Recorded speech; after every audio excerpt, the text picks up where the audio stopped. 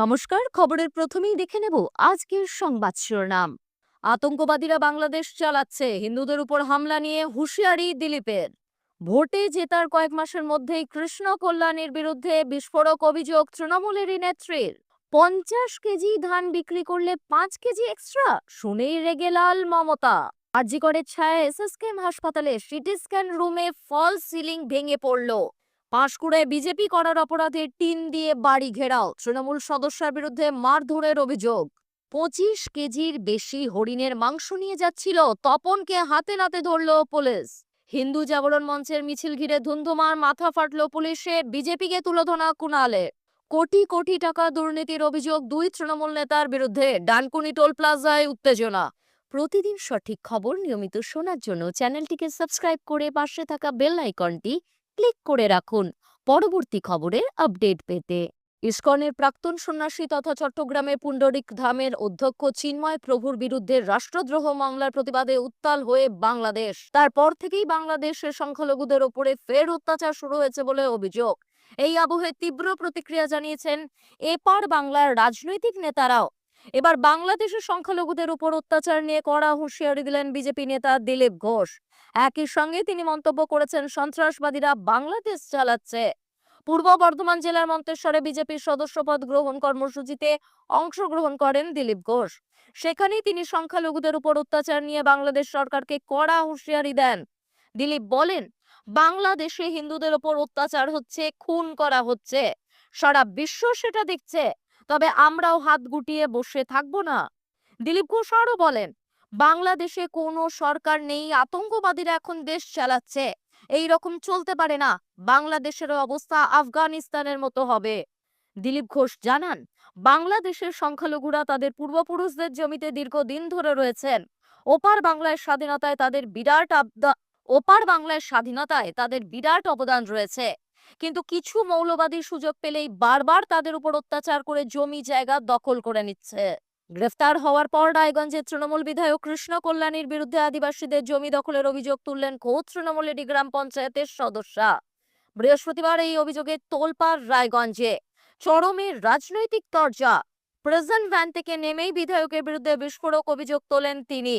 উত্তর দিনাজপুরের রায়গঞ্জ থানা এলাকার ঘটনা। জমি সংক্রান্ত বিবাদে বৃহস্পতিবার রায়গঞ্জ ব্লকের কমলাবাড়ি 2 গ্রাম পঞ্চায়েতের মধ্যে তৃণমূল কংগ্রেসের সদস্যা সোনা টোপনো সহ 8 জনকে গ্রেফতার করে রায়গঞ্জ থানার পুলিশ। গ্রেফতারির পর রায়গঞ্জ আদালত চত্বরে বিধায়কের বিরুদ্ধে ক্ষোভ উগরে বিস্ফোরক মন্তব্য করেন ওই তৃণমূল পঞ্চায়েত সদস্যা। তার দাবি, সরকারি নির্দেশ অমান্য করে আদিবাসীদের জমি বেদখল করছেন বিধায়ক কৃষ্ণ কল্যাণী। মুখ্যমন্ত্রী মমতা বন্দ্যোপাধ্যায়ের নির্দেশ দেওয়ার পরও বিধায়ক কৃষ্ণ কল্যাণী তার ফ্যাক্টরির পাশে থাকা আদিবাসীদের জমি দখলের চেষ্টা চালিয়ে যাচ্ছেন বলে অভিযোগ সোনা টোপনোর। তবে এই বিষয়ে বিধায়ক কৃষ্ণ কল্যাণীর কোনো প্রতিক্রিয়া পাওয়া যায়নি। তৃণমূল কংগ্রেসের জেলা সহ সভাপতি অরিন্দম সরকারের বক্তব্য, সোনা টোপনোর বিরুদ্ধে জমি দখলের এক গুচ্ছ অভিযোগ আছে বলেই পুলিশ তাকে গ্রেফতার করেছে। আর তৃণমূল করলেই যে আদিবাসী বা যে কারো জমি দখল করা যায় এমনটা নয়, আইন অনুযায়ী পদক্ষেপ নেবে প্রশাসন। তবে এই ঘটনার সঙ্গে বিধায়কের কোনো যোগ আছে বলে মনে করেন না তিনি। শাসক দল ও তৃণমূল বিধায়ককে তীব্র কটাক্ষ করেছে গেরুয়া শিবির।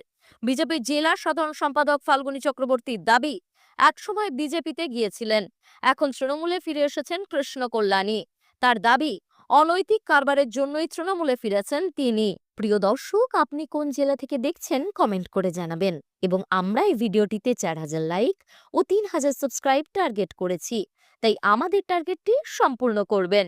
অনেকেই আমাদের খবর শুনছেন কিন্তু সাবস্ক্রাইব করছেন না, ভুলে যাচ্ছেন, তাই এক্ষুনি সাবস্ক্রাইব করে নিন। ফিরে আসছি পরবর্তী খবরে। মুখ্যমন্ত্রীর সঙ্গে দেখা করলেন বিধায়ক বাইরন বিশ্বাস। মুখ্যমন্ত্রীর কাছে একগুচ্ছ অভিযোগও করেছেন বলে জানা যাচ্ছে। তার দাবি, সাগরদিঘিতে সরকারের বেঁধে দেওয়া দামে কৃষকরা ধান বিক্রি করার সময় 50 কেজি পিছু 5 কেজি করে ছাড় দিতে হচ্ছে। অর্থাৎ 50 কেজি ধান বিক্রি করলে কৃষকরা পাচ্ছেন 45 কেজির দাম। বিধায়কের অভিযোগ, এক সময় 2 থেকে 2.5 কেজি ধান দিতে হতো, কিন্তু বিডিওর নির্দেশে এটা বেড়ে 5 কেজি হয়েছে। অর্থাৎ কোনো চাষি যদি 100 কেজি ধান বিক্রি করেন তাহলে 10 কেজি ধান এমনিই দিয়ে দিতে হচ্ছে। সূত্রের খবর, বাইরনের অভিযোগ শোনার পরেই মুখ্য সচিবকে বিষয়টি অবিলম্বে খতিয়ে দেখার জন্য নির্দেশ দেন মুখ্যমন্ত্রী। যদি সত্যি এরকম ঘটনা ঘটে থাকে তাহলে তা যাতে বন্ধ করা হয় তারও নির্দেশ দেন মমতা বন্দ্যোপাধ্যায়।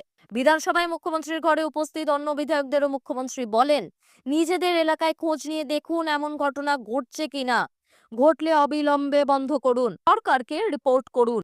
এটা কোনোভাবেই মেনে নেওয়া হবে না। বিধানসভা সূত্রে খবর, মুখ্যমন্ত্রীর এই নির্দেশ পাওয়ার পরই বিভিন্ন জেলা শাসকের কাছে নোটিশ পাঠানো হচ্ছে। সেই নোটিশে জানিয়ে দেওয়া হয়েছে, সরকারের বেঁধে দেওয়া নিয়মে সরকারি প্রক্রিয়া কৃষকদের থেকে ধান কেনার সময় কোনোভাবেই এত ছাড় নেওয়া যাবে না। কোথাও এরকম অভিযোগ উঠলে সরকার ব্যবস্থা নেবে। আরজিকর হাসপাতালে ভেঙে পড়েছিল ফলস সিলিং, তার রেশ এখনো কাটেনি। এবার ফলস সিলিং ভেঙে পড়ল এসএসকেএম হাসপাতালে। এই দুটি ঘটনার মধ্যে ব্যবধান 2 সপ্তাহের।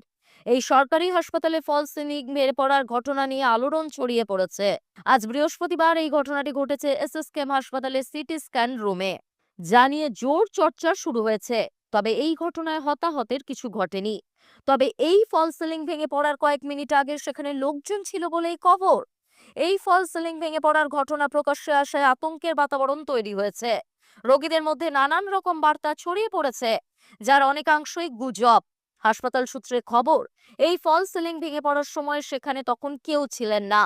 যদি সেখানে লোকজন থাকতো তাহলে বড় অঘটন ঘটে যেতে পারত। কেমন করে ফলস সিলিং ভেঙে পড়লো সেটার এখন তদন্ত শুরু হয়েছে। এই ঘটনার জেরে আজ সিটি স্ক্যান বিভাগের পরিষেবা ব্যাহত হয়েছে, সেখানে চিকিৎসা করা যায়নি। তবে এই ঘটনা নিয়ে এসএসকেএম হাসপাতাল কর্তৃপক্ষের কোনো প্রতিক্রিয়া মেলেনি। এই ঘটনার পর রক্ষণাবেক্ষণ নিয়ে প্রশ্ন উঠে গিয়েছে। এসএসকেএম হাসপাতাল হচ্ছে সুপার স্পেশালিটি, সেখানে এমন ঘটনা ঘটলে নানা সমালোচনা হবেই। তবে এই বিষয়গুলি দেখার দায়িত্বে যিনি আছেন তাকে তলব করা হয়েছে। গোটা বিষয়টি সরেজমিনে খতিয়ে দেখছেন হাসপাতালের কর্তারা। কদিন আগে গত 14ই নভেম্বর আরজিকর হাসপাতালে সার্জারি বিভাগের অপারেশন থিয়েটারের ফলস সিলিং ভেঙে পড়েছিল। এবার সেই ভয়ঙ্কর স্মৃতি ফিরে এলো এসএসকেএম হাসপাতালে। এই ঘটনার জেরে রোগী, রোগীর পরিজন, চিকিৎসক এবং স্বাস্থ্যকর্মীরা আতঙ্কিত হয়ে পড়েন আর ছুটতে থাকেন। বিজেপি করেন তারা, আর তাই সেই খেসারত দিতে হচ্ছে প্রতি পদে। পাঁশকুড়ায় বিজেপি করার অপরাধে জোর করে এক পরিবারের বাড়ির চারদিকে টিন দিয়ে ঘিরে দেওয়ার অভিযোগ উঠল তৃণমূল কংগ্রেসের পঞ্চায়েত সদস্যার বিরুদ্ধে। প্রতিবাদ করে জুটল মারধর, থানায় অভিযোগ দায়ের পরিবারে। বিজেপির সমর্থক পরিবারের জায়গা জোর করে দখল করাকে কেন্দ্র করে রীতিমতো দ্বন্দ্বময় পরিস্থিতি পূর্ব মেদিনীপুরের পাঁশকুড়ায়। বিজেপির সমর্থক সেই পরিবারের বাড়ির চারদিকে টিন দিয়ে ঘিরে তাদের যাতায়াত বন্ধ করে দেওয়ার অভিযোগ উঠল স্থানীয় চৈতন্যপুর 2 নম্বর গ্রাম পঞ্চায়েতের সরাইঘাট গ্রামের তৃণমূলের পঞ্চায়েত সদস্যার বিরুদ্ধে। ঘটনার সূত্রপাত বেশ কয়েকদিন আগে থেকেই। গ্রামের মধ্যে একটি জায়গায় বাড়ি করে বসবাস করছেন শঙ্কর দলুই ও তার পরিবার। অভিযোগ, সেই জায়গা ছেড়ে দেওয়ার জন্য বেশ কয়েক মাস ধরে চাপ দিচ্ছেন ওই এলাকার পঞ্চায়েত সদস্যা মঙ্গলা দলুই ও তার স্বামী, কিন্তু জায়গা ছাড়তে চাননি শঙ্কর দলুই। এরপর জল গড়ায় তমলুক আদালত পর্যন্ত, কিন্তু এই জায়গাটি কার তা এখনো মীমাংসা হয়নি। তার আগে সেই জায়গা থেকে জোর করে ওই পরিবারকে বেরিয়ে যাওয়ার নির্দেশ দেন পঞ্চায়েত সদস্য মঙ্গলা দলুইয়ের পরিবারের লোকজন। কারো কোনো কথা না শুনেই তৃণমূল পঞ্চায়েতের সদস্যরা এরপর সেই জায়গায় টিন দিয়ে পুরো বাড়ি ঘিরে দেন। বাধা দিতে যাওয়ায় শঙ্কর দলুইয়ের স্ত্রী সুমিত্রা দলুইকে চড়, কিল, ঘুষি মারার অভিযোগ উঠেছে পঞ্চায়েত সদস্য ও তার অনুগামীদের বিরুদ্ধে। সেই সংক্রান্ত একটি ভিডিও ইতিমধ্যেই ভাইরাল হয়েছে। সুন্দরবনের হরিণের হত্যার অভিযোগ। ঘটনাটি বুধবার দক্ষিণ 24 পরগনা জেলার পাথর প্রতিমার রামগঙ্গা ঘাটের ঘটনা। এক চোরার শিকারীকে হাতে নাতে পাকড়াও করল বন দফতরের রামগঙ্গা রেঞ্জের বনকর্মীরা। ধৃতের নাম তপন দাস, স্থানীয় বর্দাপুর এলাকার বাসিন্দা। বন দফতর সূত্রে খবর, ধৃতের কাছ থেকে প্রায় 25 কেজির বেশি মাংস এবং চামড়া উদ্ধার করেছে বন দফতর। ধৃতের বিরুদ্ধে বন্য প্রাণ সংরক্ষণ আইনের একাধিক ধারায় মামলা রুজু করেছে বন দফতর। বৃহস্পতিবার দুপুরে তাকে কাকদ্বীপ মহকুমা আদালতে তোলা হয়েছে। হেফাজতে নিয়ে জেরা করে বাকি চোরা শিকারীদের গ্রেফতার করতে চাইছে বন দফতর। উল্লেখ্য, পাথর প্রতিমা সংলগ্ন জঙ্গলে হরিণ ধরার ফাঁদ উদ্ধার হয়। গত 18 তারিখ হরিণের মাংস সহ দুজনকে গ্রেফতার করা হয়েছিল। ধৃতদের হেফাজতে নিয়ে জেরা করে সুন্দরবনের জঙ্গলে চোরা শিকারীদের হদিশ পায় বনকর্মীরা। তারপর থেকেই পাথর প্রতিমার জঙ্গল লাগোয়া এলাকায় কড়া নজরদারি চালানো হয়। এর মধ্যেই এবার এক চোরা শিকারী হরিণের মাংস এবং চামড়া সহ বনকর্মীদের হাতে ধরা পড়ল। উদ্ধার মাংস এবং চামড়া ফরেনসিক পরীক্ষার জন্য পাঠানো হবে বলে বন দপ্তর সূত্রে জানা গিয়েছে। হিন্দু জাগরণ মঞ্চের মিছিল ঘিরে ধুন্ধুমার, ধস্তাধস্তিতে মাথা ফাটল পুলিশের। প্রসঙ্গত দিন যত যাচ্ছে ততই উত্তাল হচ্ছে বাংলাদেশ। চিন্ময় কৃষ্ণ দাসের গ্রেফতারিতে আরো জটিল হয়ে যাচ্ছে পরিস্থিতি। তার মুক্তির দাবিতে সরব একের পর এক হিন্দু সংগঠন।